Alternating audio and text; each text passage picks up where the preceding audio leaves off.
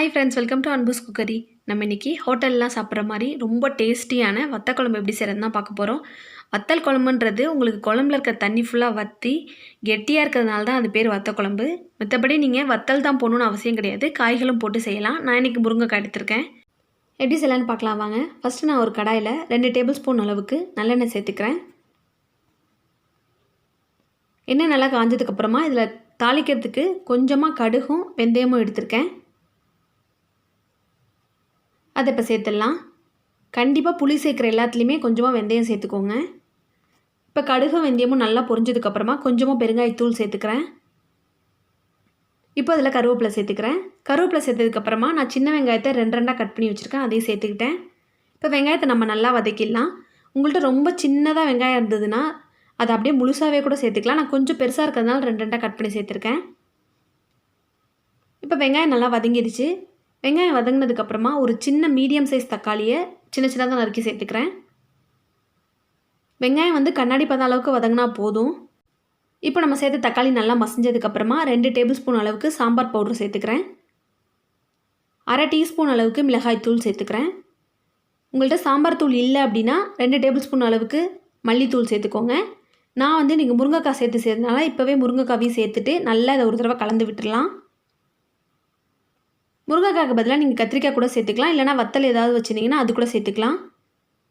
நான் ஒரு எலுமிச்சம்பழ அளவுக்கு புளியை எடுத்து ஊற வச்சுருந்தேன், அதை நல்லா கரைச்சிட்டு இதில் சேர்த்துக்கிறேன். கண்டிப்பாக சாம்பார் தூள் சேர்த்து செஞ்சு பாருங்கள், அது உங்களுக்கு டேஸ்ட்டாக இருக்கும் நல்லா. இப்போ இதை நல்லா கலந்து விட்டதுக்கப்புறமா ஒரு மூடி போட்டு ஒரு 5 நிமிஷம் போல் நல்லா இது கொதிக்கட்டும். மீடியம் ஃப்ளேமில் வச்சுக்கோங்க. இப்போ 5 நிமிஷம் நல்லா கொதிச்சிருச்சு. உங்களுக்கு பார்த்திங்கனாவே தெரியும், குழம்பு ஓரளவுக்கு திக்காயிடுச்சு. அதெல்லாம் முருங்கைக்காவும் கொஞ்சம் வெந்துருச்சு. இன்னும் ஒரு 2 நிமிஷம் போல் இது கொதிக்கட்டும். அதுக்குள்ளே நான் 2 டேபிள் ஸ்பூன் அளவுக்கு தேங்காய் எடுத்திருக்கேன். அதை ஒரு மிக்ஸி ஜாரில் சேர்த்துட்டு கொஞ்சமாக தண்ணி சேர்த்து பேஸ்ட்டாக அரைச்சிடலாம். 2 டேபிள் ஸ்பூனுக்கு மேலே சேர்க்காதீங்க, நிறைய தேங்காய் சேர்த்திங்கன்னா உங்களுக்கு டேஸ்ட்டே மாறிடும். கொஞ்சமாக சேர்த்தாலே போதும்.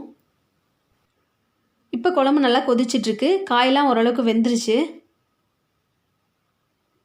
இப்போவே பார்த்தீங்கன்னா குழம்பு உங்களுக்கு ஓரளவுக்கு திக்காக இருக்கும்.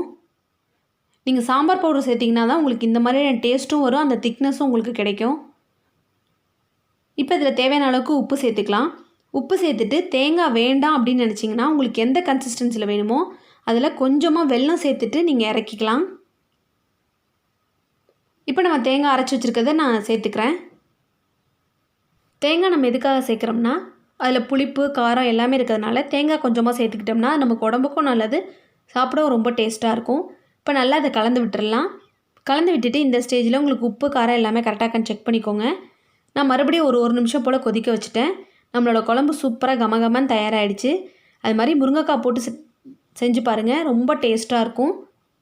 இப்போ நம்மளோட வத்த குழம்பு ரெடி ஆகிடுச்சு. கண்டிப்பாக நீங்களும் இதை ட்ரை பண்ணி பாருங்கள்.